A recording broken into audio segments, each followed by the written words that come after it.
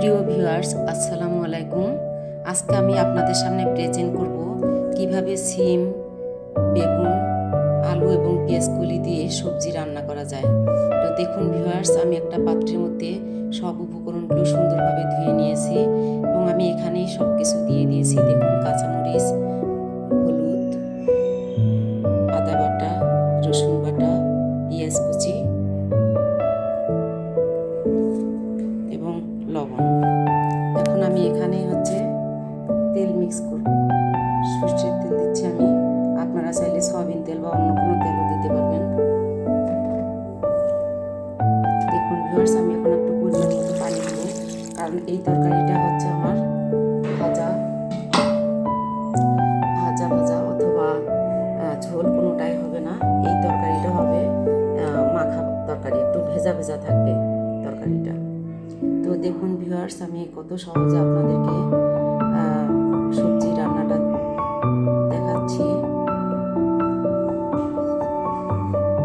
আর viewers, আমি কখনোই আপনাদেরকে ওইভাবে প্রেজেন্ট করি না যে কতটুকু দিব, কতটুকু হলুদ গুঁড়া, কতটুকু মরিচ গুঁড়া, আদা বাটা, রসুন বাটা।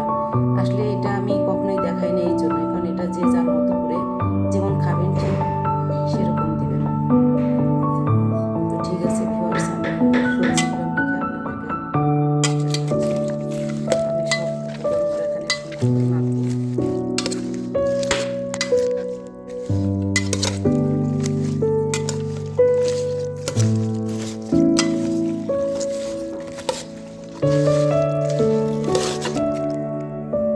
দেখুন ভিউয়ার্স, আমার সবজিগুলো মাখা হয়ে গিয়েছে।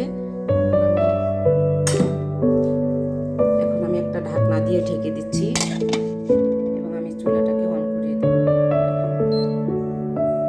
দেখুন ভিউয়ার্স, আমি আমার চুলাটাকে অন করে দিয়েছি। মাঝে মাঝে আমি এই সবজিটাকে একটু নেড়ে চেড়ে দেব।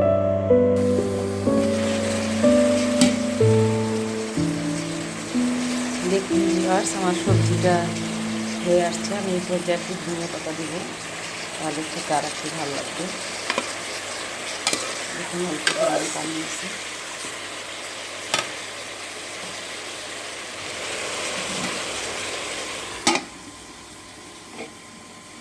এখন আমি চুলাটাকে অফ করে দিব। প্রিয় ভিউয়ার্স, দেখুন আমার তরকারিটা হয়ে গিয়েছে। সিম, বেগুন এবং আলু দিয়ে যে আমি এতক্ষণ ধরে রান্না করলাম, সাথে পেঁয়াজ কলি। তো দেখুন ভিউয়ার্স, আমি আপনাদেরকে পরিবেশন করে দেখাচ্ছি কতটা সুন্দর লাগছে। চাইলে আপনারা ওইভাবে রান্না করতে পারবেন। আর শীতকালে এই সিমটা অ্যাভেলেবেল পাওয়া যায়, তো আপনারাও চেষ্টা করে দেখুন কেমন হয়। তো সেই পর্যন্ত ভালো থাকবেন, সুস্থ থাকবেন। আপনাদের সাথে আবারও দেখা হবে পরের ভিডিওতে। আল্লাহ হাফেজ।